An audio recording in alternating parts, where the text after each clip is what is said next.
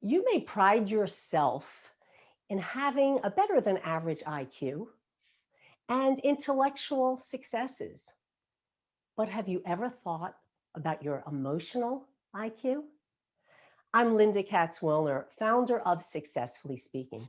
And today, my guest is a friend and colleague, Irvine Nugent, PhD. Irvine helps leaders harness the power of emotions so that they can have deeper connections, make better decisions, and increase their influence. He's an internationally recognized trainer and a top-rated keynote speaker. And Irvine is one of very few people worldwide who is a certified FACS coder. That's an FACS. And a FACS coder is an expert in reading facial emotions. Irvine is a gifted storyteller, and his dynamic programs are infused with passion and, of course, his natural Irish humor. Welcome, Irvine. Well, thank you, Linda. Thank you for the invitation. It's pleasure to have you here, and I'm looking forward to hearing more about, especially about these emotions. Absolutely. Happy to share. So let's start with how you got to be such a great keynote speaker. Where did it all begin? Good question. I think, well, part of it is I grew up, and the book is coming up, but I grew up in a pub and in Ireland. And if you have been to Ireland, if you've been to a pub, you know it is a place of amazing storytelling. And so there is this natural humor and banter and fun and telling stories. So I grew up in a diet of that. I grew up in a family that loved stories. My aunt, I used to love visiting my aunt. So, part of my DNA, I like to say, is this passion about engaging people, having fun, telling stories. And my first career was as a Catholic priest. And so part of that, of course, was I got a lot of opportunities to speak and to share stories, etc.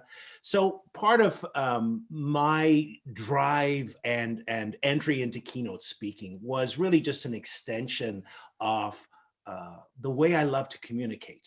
And of course, what I like to say is then what was I trying to communicate? And a part of that is just what you were saying in the introduction is the importance of connections and emotions. So speaking for me has just really been an opportunity to use that vehicle to share kind of my expertise. Mm.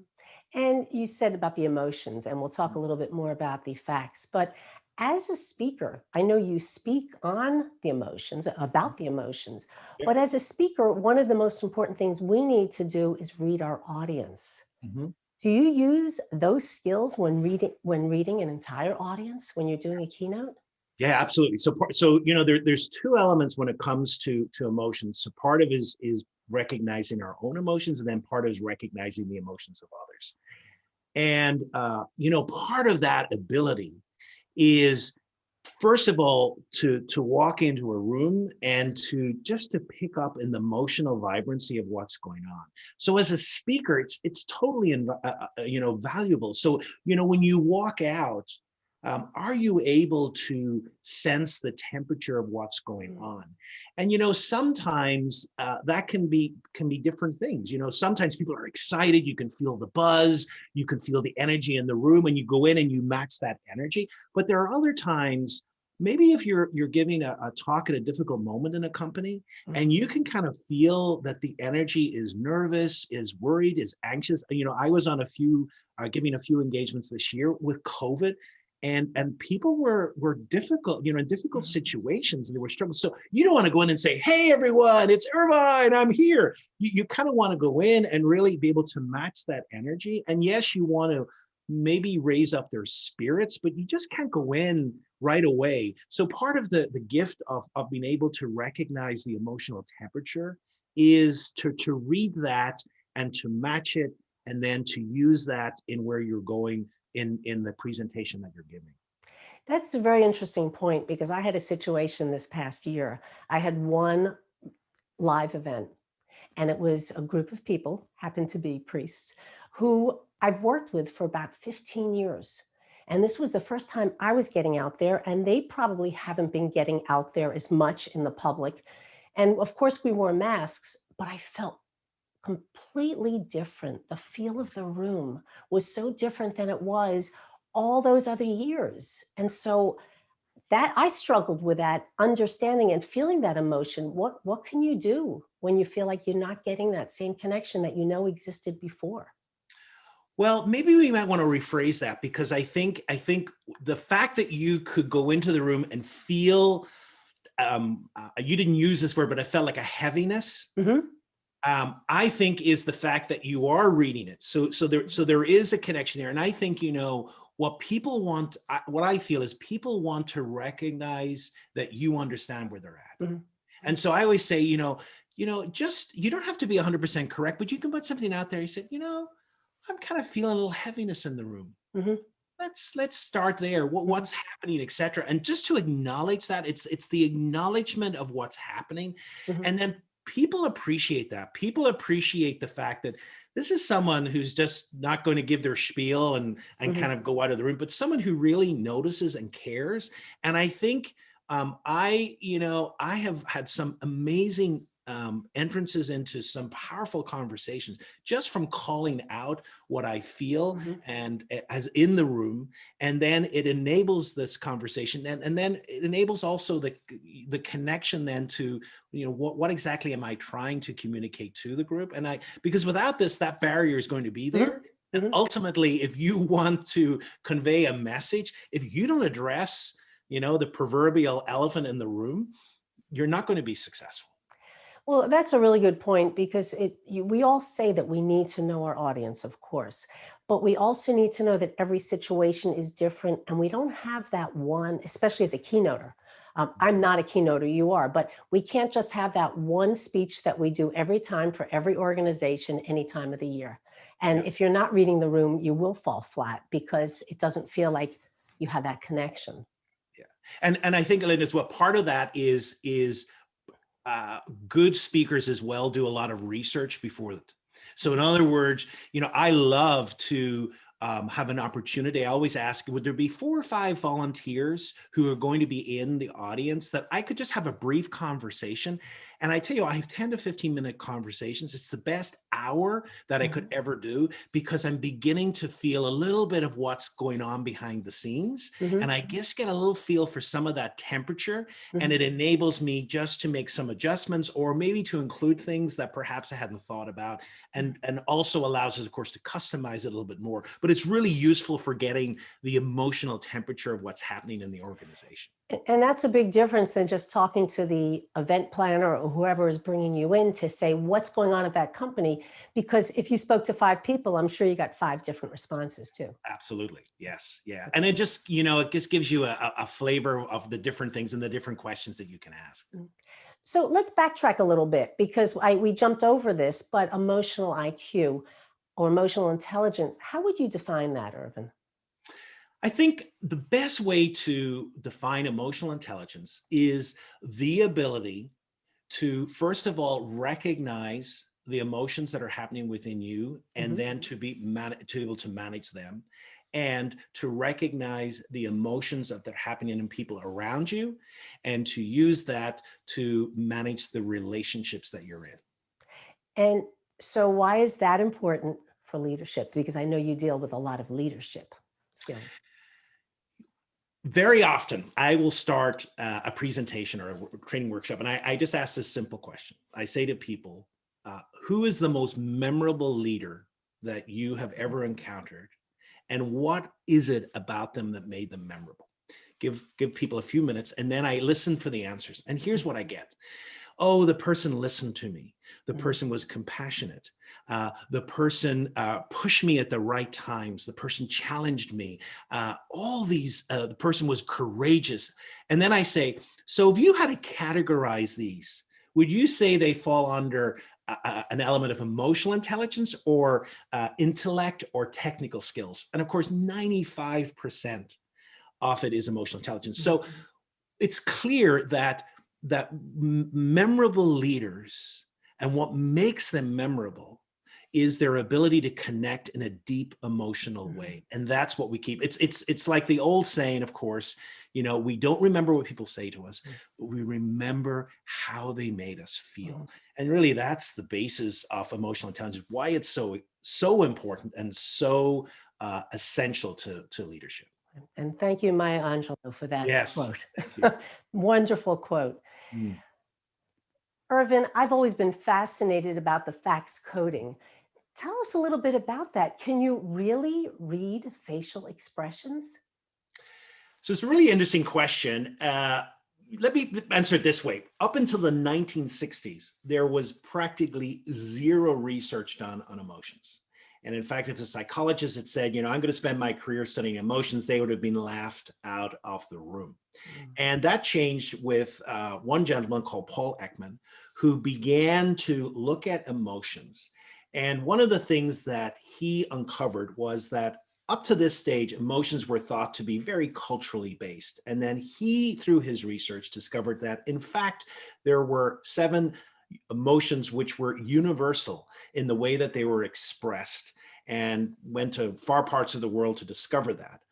But one of the other things is he also discovered that they have universal muscle movement in the face that makes them recognizable. And so what facts is this deep study of the 43 muscles in the face. How do those muscles move? And how do those muscles combine so that we may know that there is an emotion in one of these emotions? So say, for example, we know when a person is expressing happiness to us, what we normally think is, oh, they're smiling. And indeed, that's correct. That's one muscle, the orbicularis oculi. But there's another muscle as well that's very important when it comes to happiness, and that's the zygomatic major, which is a contraction of the muscle here. And that's where you get those wonderful little crow's feet, which some people want to blot out now with Botox. However, so these 2 muscles combined show us that a person is genuinely showing that emotion. So it is possible, therefore, to teach people how to recognize these emotions in the face, both when they want us to recognize them. So say if I'm angry with someone and I want them to know I'm angry, I'll recognize that. Or even when I try and suppress them, the emotions happen so quickly they leak out, and we're still able to see that leakage. They're called micro expressions, and we can see those leakage of emotions. And so the power, I call it a superpower. It's really a superpower to be able to recognize and read these emotions. And you've seen this a lot. I remember, especially during political campaigns, you see very often there may be a politician who's smiling, and you see it in the mouth, and it doesn't go up to the eyes. And so it seems so artificial, and it affects their credibility or their warmth factor. Correct. And I know they've talked about that. And then on the other hand, you have the people wearing masks and they say, I don't have to smile because you can't see me anyway. But you can tell if somebody's smiling, if they're truly smiling, right? Absolutely. Yeah, it's a great point, with masks. A lot of people have said, well, what about masks? Well, there's still so many of the emotions are recognized in the eye level. The one universal emotion that you can tell is contempt, which is just a brief movement of the mouth. But all the other emotions, you can read them in the eyes as well. So absolutely. And then there are so many times in our lives when we have what I call social smiles. We're just smiling because we need to smile. However, genuine smiles you always see them in the eyes. And it also, even as the person speaking, because I'm always focused on that as well, that smile, if it's a genuine smile, it also feels different inside than those artificial, just mouth smiles. Yeah, because we know as well that what's happening is a connection is happening. And, you marry that smile up with eye contact. And what we know from research is that there is a neurochemical being excreted, which is called oxytocin. And oxytocin is the bonding hormone, which helps us bond with another person. So all of these, sometimes say, oh, smile and make eye contact. I mean, kind of, why should I do that? Because you're making connection. There's something I've noticed actually about myself, and that's when I watch videos, either of myself or of my clients, because I do a lot of that in training, I catch myself smiling at the video unintentionally. So I guess from what you're saying, that's an ultimate form of empathy, that I'm connecting even with a video as somebody's talking, that if I look at myself or think, wait, I'm smiling, but there's nobody in the room. Yeah. What do you think about Well, that? well, it's important. So what you bring up is incredible because as human beings, we are created to survive. And part of our survival mechanism means that we have an open loop system, our limbic system, which means that we are open and receptive to information coming in. So when we walk down the street and we see a child in front of us who is crying, then we can't help but respond. And when we see the child crying, we ourselves then begin to kind of feel, oh my, upset ourselves. And so part of that is our survival. Why do we have that? Because otherwise we would have seen a child cry and we would have walked past them, we wouldn't care. So absolutely, when we see someone smiling, it's contagious. And part of that's just part of emotional intelligence, is how contagious our emotions are. And that's what enables this amazing connection, especially when we're speaking and presenting with others. In one of my workshops, somebody said to me, she works in customer service and she greets people when they come into the building. Uh-huh. And she said sometimes one person came in and they had just mentioned that a relative had passed away. And she said, I've always been told to smile at this desk. Do I need to smile then? I said, no.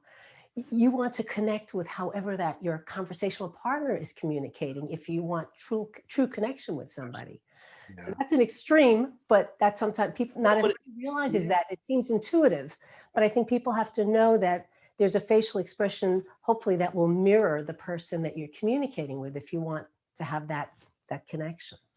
You know, when it's a great point, and one of the things that when I work with leaders as well is, I say, if you're confused about how a person's feeling, try and look at their facial expression and almost mimic it a little bit, because what we know as well is that we used to think that emotions were just caused, something happened and we had an emotion. Well, what we know now is that's true. However, when we configure emotions, our facial muscles in a certain way, we also begin to feel the emotion.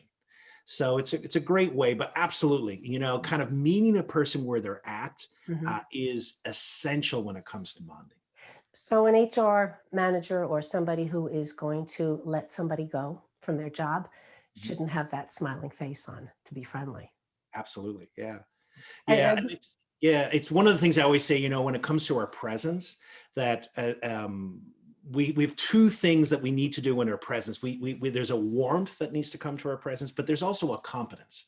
Mhm, And at times, both of those are required at different levels. mhm, And so say that's a perfect example. As a HR person, we're coming in, we're going to let someone, we want to be warm mhm, in the sense we're going to create a warm atmosphere, but it's also serious. This impacts their life. mhm, And so we want them to recognize that we're understanding and create that presence as well. mhm. And again, I know this is obvious to you, but for those people who are looking for skills with speakers, the facial expression is certainly important on reading it and sending it out. But we can't forget about our gestures and our posture and just how we carry ourselves when we're talking to somebody, because that can exude warmth or coldness as well. Absolutely. Yeah.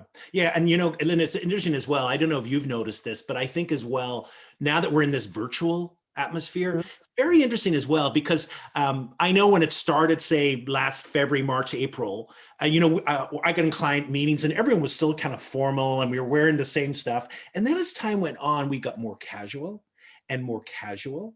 And part of that is nice and great. But I always say to people, if you're turning up at a meeting, mhm, virtually, and it's a difficult meeting, or maybe it's a meeting that you have to be on point, then just make sure that what you're wearing makes you feel confident.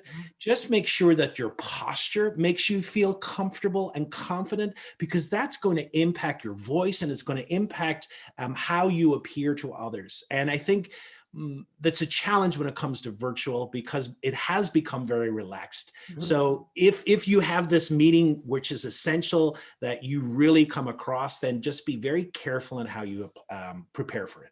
I'm so glad you said that, because so many people are saying, even, of course, you can dress from the waist up, Or I love the fact that now I could wear my bedroom slippers when I'm training. And I'm one who believes that if you dress the part, you feel the part. Absolutely. And I could never work with a client personally wearing slippers Yeah.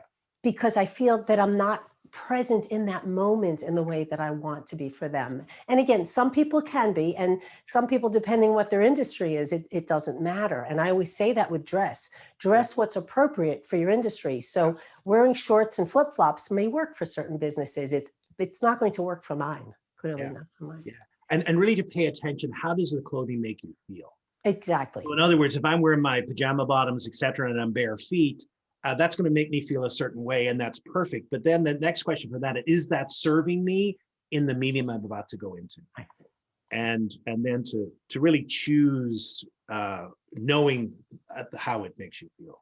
And we often say with dress a little, maybe a step up from your audience, especially if you're going someplace. Yes. And I'm going to be doing a training with somebody, and they said to us, wear jeans. Mm-hmm. And we both responded like, wow. Mm-hmm. When we present, we feel better in heels. And they said sneakers and jeans for this company. So it's going to be very interesting to work against what isn't natural for us. Yep. And still exude the same professionalism that we know we can do, but it's going to be a little bit of work to do that.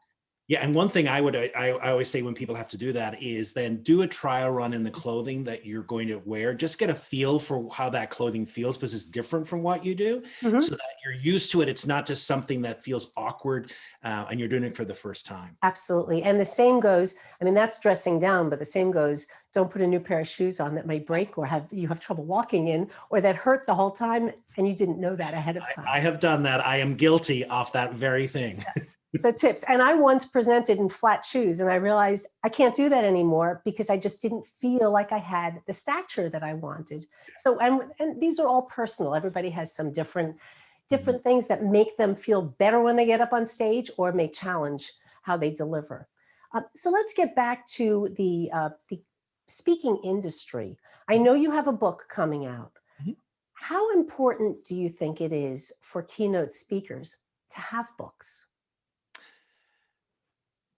One of the things that I've learned is that to not lead with the fact that I'm a speaker or a trainer.